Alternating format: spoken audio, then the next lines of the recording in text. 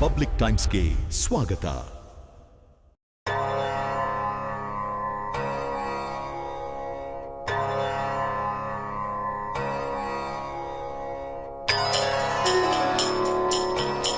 ಇಳಕಲ್ದಲ್ಲಿ ವ್ಯಸನ ಮುಕ್ತ ಆಂದೋಲನ ಪಾದಯಾತ್ರೆ.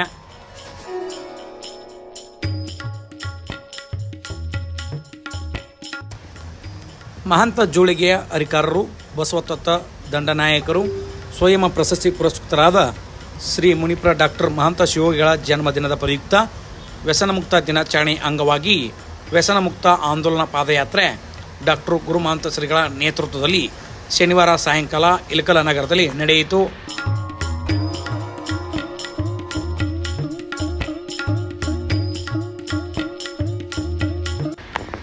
ಶ್ರೀ ವಿಜಯ ಮಹಾಂತೇಶ ಸಂಘದ ಮಹದ್ವಾರದಿಂದ ಆರಂಭವಾದ ಪಾದಯಾತ್ರೆ ಬಸ್ ನಿಲ್ದಾಣ, ಕಂಠಿ ಸರ್ಕಲ್ ಮಾರ್ಗವಾಗಿ ಪ್ರಮುಖ ಬೀದಿಗಳಲ್ಲಿ ಸಂಚರಿಸಿ ಶ್ರೀ ಮಠವನ್ನು ತಲುಪಿತು.